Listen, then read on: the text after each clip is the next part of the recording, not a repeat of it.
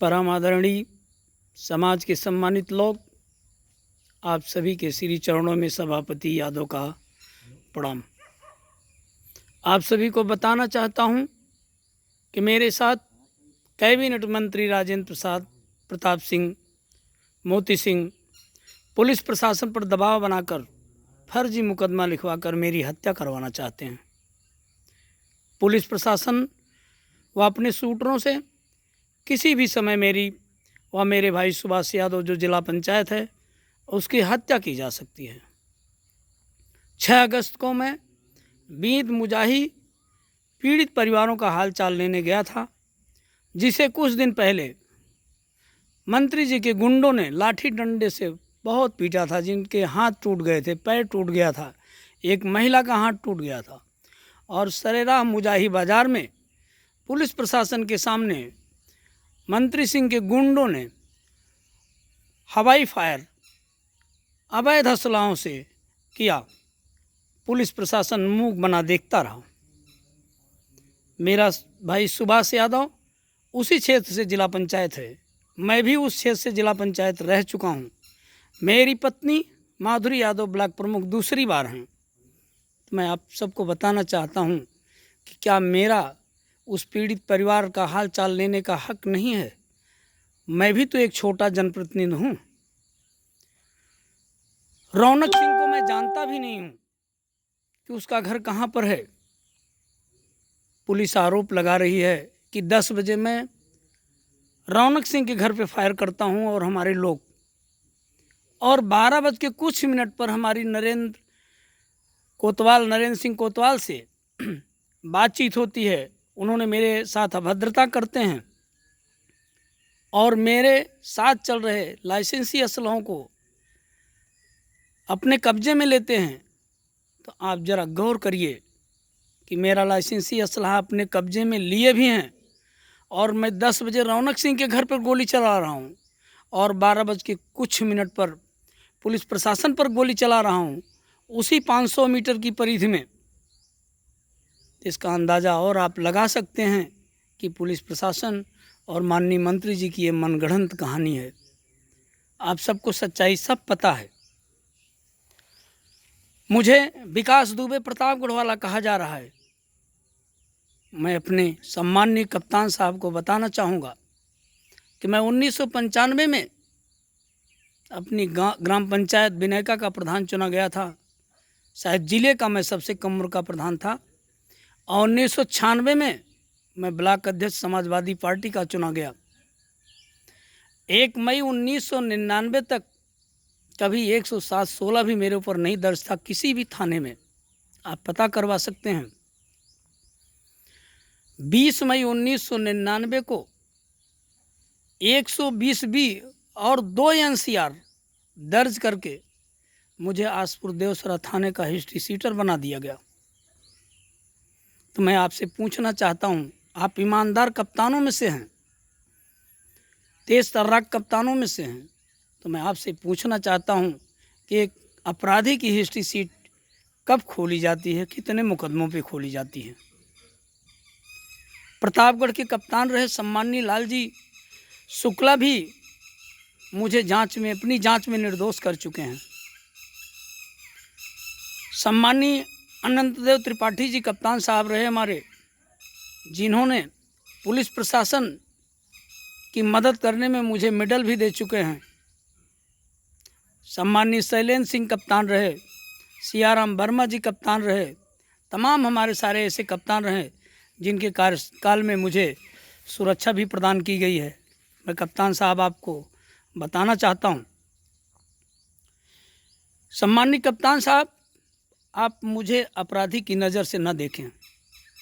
आप बीद मुजाही की घटना की स्वयं जांच कर लें, आपको सच्चाई मालूम हो जाएगी। पुलिस प्रशासन द्वारा मेरे भाई की हत्या होती है तो आपको पाप लग जाएगा। फिर भी प्रशासन द्वारा मारा जाऊंगा, अपने को शहीद समझूंगा। मैं किसी बुज़दिल सामंतियों के हाथ नहीं मरना चाहता हूँ। मीडिया को मैं बताना चाहूँगा, सत्ता आने जाने का मतलब धमकी नहीं थी। प्रशासन से निवेदन था, दबाव में उत्पीड़न न करें। पुलिस प्रशासन जिन 50 मुकदमों की बात कर रहा है सब फर्जी है। और फर्जी ना होता तो 35 से अधिक मुकदमों में मैं बाइज्जत बरी हो चुका हूँ। मीडिया प्रशासन को मैं बताना चाहूँगा कि गुंडई से मेरी कोई संपत्ति नहीं अर्जित की गई है। मेरी सभी संपत्तियां पैतृक हैं। मुझे कानून पर विश्वास है। मैं अदालत में साबित कर दूंगा कि अपराध से अर्जित की गई संपत्ति नहीं है। ये मेरी जो है पैतृक संपत्ति है। और मैं अपने सभी समाज के सम्मानित लोगों से मैं ये भी बताना चाहूँगा और समाज की तीसरी आँख मीडिया के लोगों से निवेदन करना चाहूँगा कि आप मेरे विषय में गहराई से जान लीजिए। और गहराई में जाएंगे तो आपको पता चल जाएगा कि पुलिस मंत्री जी के दबाव में काम कर रही है और कागज़ में मुझे किस तरह का अपराधी बना डाला है। प्रभारी कोतवाली नरेंद्र सिंह को मैं बताना चाहूँगा और कहना चाहूँगा कि आप किसी भी चौराहे पर खड़े होकर, अगर आपके पास औलाद है तो आप अपनी उस औलाद की कसम खा के कहो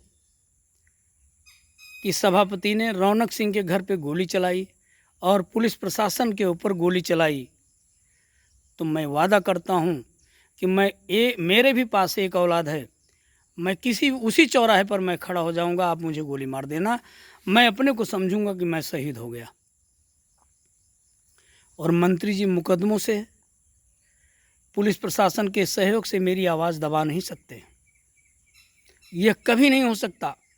पीड़ित शोषित शिक्षित समाज मेरे साथ है, उनका आशीर्वाद ही मेरा रक्षा कवच है।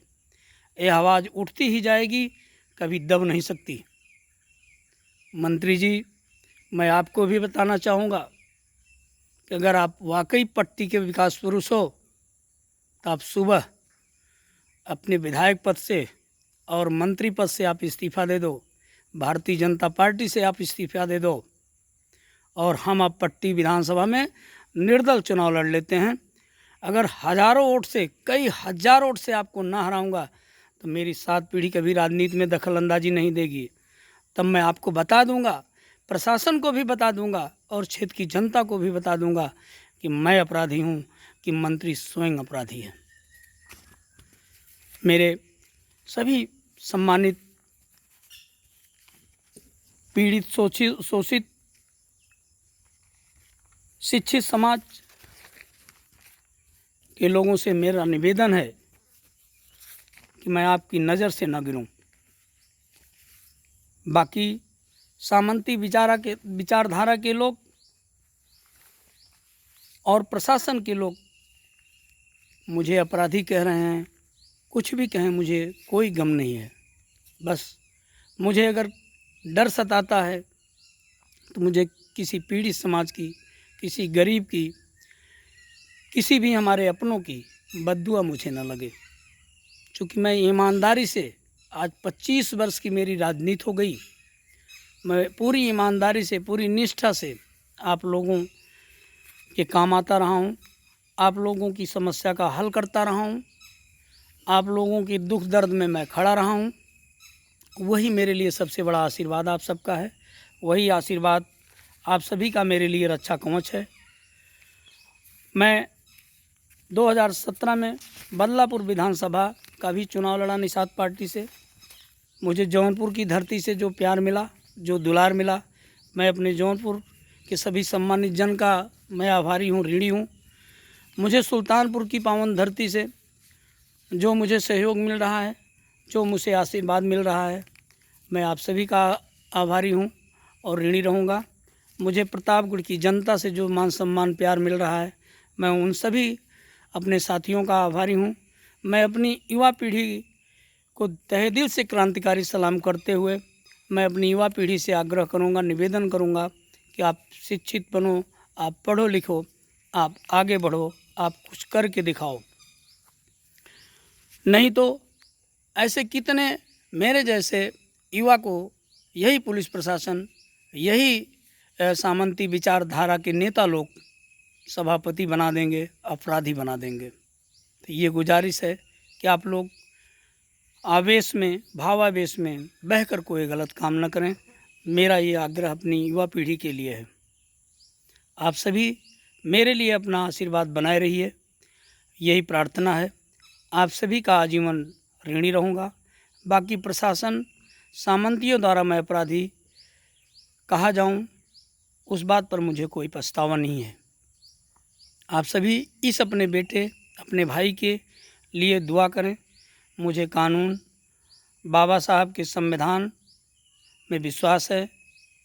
मैं यह भी लड़ाई जीत जाऊंगा और मैं अपने समाजवादी पार्टी के संगठन, प्रतापगढ़ के सभी हमारे नेतागण, मैं अपने प्रिय भाई जिलाध्यक्ष छबनाथ यादव, समाजवादी पार्टी की पूरी टीम, हम अपने बड़े भैया नागेंद्र सिंह यादव मुन्ना, पूर्व विधायक, आप सभी का मैं तहे दिल से स्वागत सम्मान करता हूं कि आप सभी इस लड़ाई में मेरा साथ दे रहे हैं।